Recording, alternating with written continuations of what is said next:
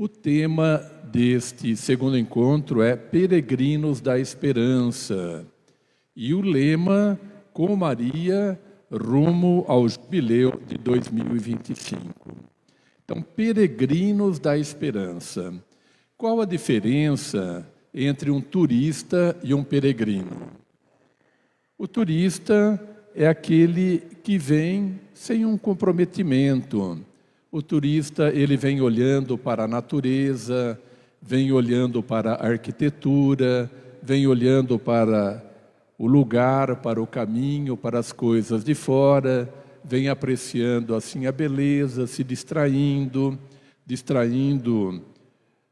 a sua família, passando um dia diferente. Vem fotografando, vem filmando, vem fazendo um turismo social. E nós temos o peregrino. O peregrino é aquele que vem mais longe, é aquele que vem olhando para dentro de si, é aquele que está procurando algo mais, porque o seu coração deseja a Deus, o seu coração necessita de uma experiência com Deus. Ele vem sedento de ter uma espiritualidade mais fortalecida, sedento de aprofundar a sua espiritualidade, sedento de rezar pelas suas necessidades, pelas necessidades do mundo inteiro. Ele vem como um peregrino. O Salmo 119, 119, ele nos diz: sou peregrino na terra, Senhor. Não escondas de mim a tua face, os teus mandamentos.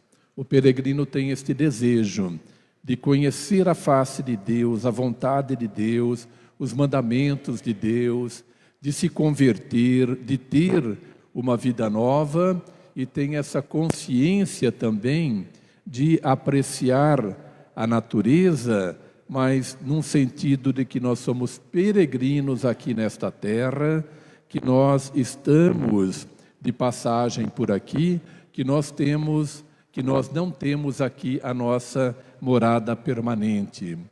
São pessoas que vivem na terra, mas já estão fazendo uma experiência da vida eterna, uma experiência de vida diferente do que as outras pessoas têm. A gente sabe que nós fomos criados por Deus, para vivermos um dia eternamente junto de Deus, e nós já trazemos este desejo dentro do nosso coração, e numa peregrinação, no encontro de formação, numa visita ao santuário, nós vamos matando assim esta sede de Deus que nós temos. E como que é importante isto na nossa caminhada espiritual. A Bíblia também nos diz que nós somos peregrinos aqui nesta terra. E no cristianismo, as primeiras peregrinações, elas começaram no início do século IV, quando a religião ela foi permitida. Vocês sabem que até o ano de 300 e pouco, os cristãos eram muito perseguidos pelas autoridades e eram condenados. Mas a partir de Constantino, ele abriu para todo o império, quem quisesse ser cristão poderia ser, e o cristianismo foi se expandindo mais, e eles começaram a fazer peregrinações até o santuário em Jerusalém. E começaram as peregrinações, e hoje nós temos a alegria de recebê-los aqui na diocese, aqui no santuário de São Miguel Arcanjo, como peregrinos. E dentro deste clima, peregrinos da esperança. Por que peregrinos da esperança? Vocês sabem que no próximo ano, 2025, nós vamos ter o grande jubileu dos 2025 anos de Jesus Cristo. E o Papa Francisco, ele pediu que tivesse como tema, o próximo ano, Peregrinos da Esperança. Da esperança. Quem caminha na igreja sabe, a esperança é uma virtude de Deus, que é a fé em Jesus Cristo, a esperança que a palavra de Deus se cumpra na nossa vida, e a caridade, que é este amor a Deus. Então nós temos o nosso coração cheio de esperança, que Deus vence todas as dificuldades, que Deus está conosco, que Deus nos ama, que Deus vai ser o vencedor na nossa vida e na nossa história. Então, levar esta esperança para as outras pessoas. Como é difícil a gente estar diante de uma pessoa que não tem esperança, né? É pessimista. Um tempinho atrás fui no comércio e perguntei para o jovem que me atendeu: e aí, a situação está melhorando? Como que está aqui a realidade do comércio do centro, né? Deu uma melhoradinha, mas vai piorar. Isso não vai longe. Esse ano vai ser difícil. Aí aquela murmuração, né? Não, nós temos que ter esperança. Imagina um jovem sem esperança. Então, os adultos, as famílias devem levar essa esperança. O mundo está assim, estamos em crise ecológica, estamos em guerra, passo por uma dificuldade na família, mas tenho a esperança que isto é passageiro, que com Deus nós vamos mudar essa situação, que nós vamos construir dias melhores, nós vamos melhorar o nosso relacionamento, sermos pessoas de esperança. E de onde vem essa esperança? Da nossa comunhão com Deus, da nossa fé em Deus. É uma virtude que nós recebemos. E o Papa coloca: peregrinos da esperança e construtores da paz. Depois da pandemia, parece que todo mundo quer construir guerra, né? Qualquer coisinha vira uma discussão, um não fala com o outro, uma dificuldade daqui, de lá. Não, a paz. A paz também não é fruto de quem tem mais armas, como nós estamos vendo na guerra. A paz, ela é fruto da nossa comunhão com Deus. A paz é estar com Jesus Cristo, né? Ele que diz: eu vos deixo a paz, eu vos dou a minha paz. A paz de Cristo não precisa de armas, a paz de Cristo não precisa de brigas, de discussão, de jurídico, não precisa nada. A paz de Cristo vem do coração da pessoa, vem do diálogo, vem do perdão, vem da aceitação. Peregrinos da esperança e construtores da paz. E para que a gente se prepare bem para o ano que vem, o Papa colocou que este ano é o ano da oração. A oração a gente sabe que é estar com Deus, para que a gente reze mais. Assim a gente se prepara para o próximo ano. E como a gente pode rezar mais? Rezar pela gente e rezar pelos que não rezam. Tem gente que não sabe nem rezar o Pai Nosso. Não sei se vocês já encontraram alguém. Encontrei um rapaz que ia casar e ele perguntou se o padre ia pedir para ele rezar o Pai Nosso. Estava numa peregrinação fora da diocese. Nem perguntei mais, né? Mas ele falou: eu não sei rezar o Pai Nosso. Estou tentando decorar, mas não consigo. Então a gente acha que todo mundo sabe rezar o Pai Nosso, rezar a Ave Maria, rezar a Salve Rainha, ler um salmo, ler um evangelho. Tem muita gente que não sabe. E a gente encontrando essa pessoa, não aqui no santuário, pode ser que aqui também, como eu encontrei lá, mas no trabalho, numa conversa, numa visita, alguém da família, porque não sabe rezar? Porque não reza, ou também porque às vezes ninguém ensinou essa pessoa, mas está em processo de casamento. Ele, peregrinos da esperança. Nós teremos no ano que vem a abertura da Porta Santa. Lá em Roma, aqui na Diocese também, vamos ver as orientações que estão chegando. E o Papa diz, a oração é o respiro da alma. Quem não reza, quem não fala com Deus, acaba sufocando a sua espiritualidade. Acaba sufocando o próprio Deus. E Deus não está lá na mata, no céu, na terra, aqui. Está em todos os lugares. Mas Deus está dentro de nós, pelo nosso batismo e pela nossa crisma. Se a gente não reza, a gente sufoca Ele dentro de nós. Para Ele nós podemos entregar todos os nossos problemas, dificuldades, tristezas, planos, projetos, e depois ouvir a resposta que Ele dá. Ele está dentro de nós. Nós somos o templo do Espírito Santo. Aqui na Assembleia nós invocamos Jesus, Ele se faz presente em espírito. Deus é Senhor do céu, da terra, de tudo. Mas onde mora? Dentro de nós. E precisamos falar com Ele. Às vezes falamos com tanta gente fora, ouvimos rádio, TV, tanta coisa, e a gente não silencia para ouvir assim aquilo que Ele está nos dizendo. E Nossa Senhora é uma pessoa que nos ensina a rezar.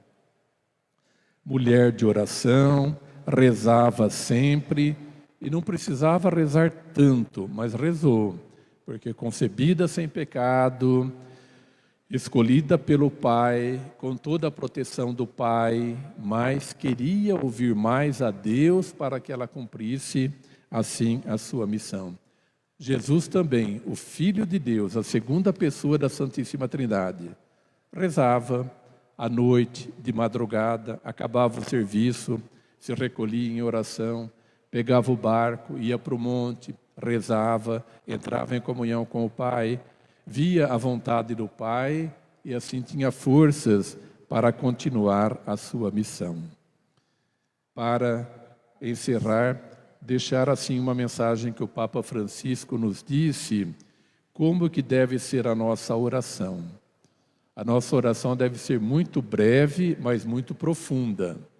Eu sei que vocês estão um pouquinho cansados, mas é muito rápida essa instrução que o Papa nos diz. Ele diz, peça e reze sempre assim, Senhor, o que Tu quiseres. Senhor, o que Tu quiseres. Não vamos precisar repetir. Quando Tu quiseres e como Tu quiseres.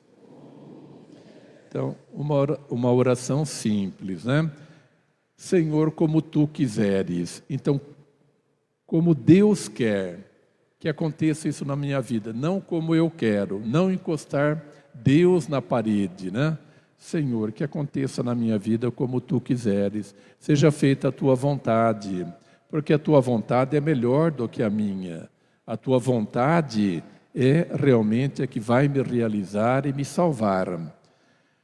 Então podemos nos perguntar, o que o Senhor quer de mim hoje? E que eu faça aquilo que eu sentir no meu coração na hora que o Senhor vier. Quando estiverem rezando o terço, sentirem no coração a voz de Deus, aí digam em silêncio, né? Como Tu quiseres, eu vou fazer isto, Senhor. Conte comigo, estou sentindo o Senhor falando comigo. E depois colocarmos em prática. Às vezes no terço a gente vem, preciso rezar todos os dias, preciso fazer uma adoração ao Santíssimo, preciso fazer uma leitura do Evangelho, preciso perdoar o meu inimigo, preciso perdoar as pessoas, estou sendo muito rancoroso, muito autossuficiente. Então, eu vou fazer, se Tu está me pedindo isto, Senhor, eu vou procurar mudar, me converter e agir. E aquilo que veio de inspiração no terço ou na missa, depois cumprir, né? Porque tem muita gente que ouve na hora da oração, depois ali no dia a dia foge, né? Não põe em prática. Vou deixar para depois. E o segundo ponto que o Papa fala, quando Tu quiseres, quando? O quando é a partir de hoje, é a partir de amanhã, é a partir do meu aniversário, quando isto vai acontecer. E Deus vai te dando um sinal. Vá começando agora, comece devagar, e assim você vai perseverando e vai fazendo assim a minha vontade. Quando, né? E depois, como tu quiseres, como você quer que eu faça? Como o Senhor quer que eu perdoe o meu inimigo? Como o Senhor quer que eu mude? Em que eu preciso mudar? Em que eu posso colaborar mais com a minha família? Ir perguntando para Deus. E quando Deus fala, a gente não deve responder, não, isso é muito difícil, isso é coisa da minha cabeça. Não.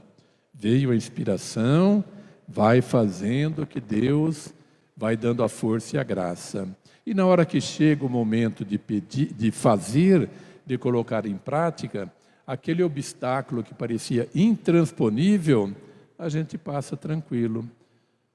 Se lembram do povo de Israel, né? Fugindo do Egito, encontram o mar pela frente, poderiam ter ficado assustados, o mar se abriu, né?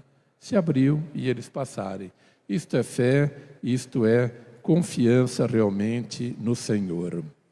Nossa Senhora nos ajuda a nos colocarmos sempre à vontade do Pai, nos ajuda sempre porque ela é nossa intercessora. Vocês que rezam o terço, que são devotos de Nossa Senhora, vocês nunca ouviram ela dizer: vinde a mim e eu resolverei os seus problemas. Vinde a mim e eu vou ajudá-los, eu vou iluminá-los. Porque ela não fala isso. Ela é nossa intercessora. Ela diz: fazei tudo o que Jesus disser. Indicando sempre com o dedo Jesus. Ela nunca aponta o dedo para ela mesma. Eu posso, eu resolvo, eu sou a mãe, contem comigo. Não, ela sempre nos aponta Jesus Cristo. O terço, ele é cristológico, ele sempre deve nos levar a Jesus Cristo, nosso Senhor e Salvador. Como Jesus disse hoje no Evangelho, que como discípulos devemos dar testemunho da missão de Jesus. Então, quem conseguiu alguma graça pela oração do terço, conseguiu uma graça, testemunhe essa graça. Porque às vezes a gente fala, ninguém quer mais ouvir falatório. As pessoas querem ouvir a graça. Eu era assim, comecei a rezar o terço, recebi a graça de Deus, hoje eu sou assim. Eu não ia na igreja, eu não rezava, eu não gostava, hoje rezo e consegui isto. Ninguém pode contrariar vocês, porque contra o testemunho não há argumentos. O testemunho arrasta pessoas. Agora, se a gente ficar só pregando, né, o terço é isso, é aquilo, Jesus, tal, e a gente não descer para a nossa vida, a gente não evangeliza como Jesus nos pede. Ele deu testemunho, ele viveu a vontade do Pai, morreu pela vontade do Pai, assim nós devemos dar testemunho daquilo que ele faz. Eu era intransigente, eu não tinha paciência, eu vivia nos bares bebendo, eu era arrogante, eu era isso. Hoje sou diferente, hoje eu tenho paciência, hoje eu trato melhor minha esposa, meus filhos, hoje eu rezo mais. Se as pessoas não concordarem, não quiserem segui-lo pelo testemunho, mas vocês testemunharam e depois Jesus vai dar testemunho diante do Pai. Louvado seja nosso Senhor Jesus Cristo.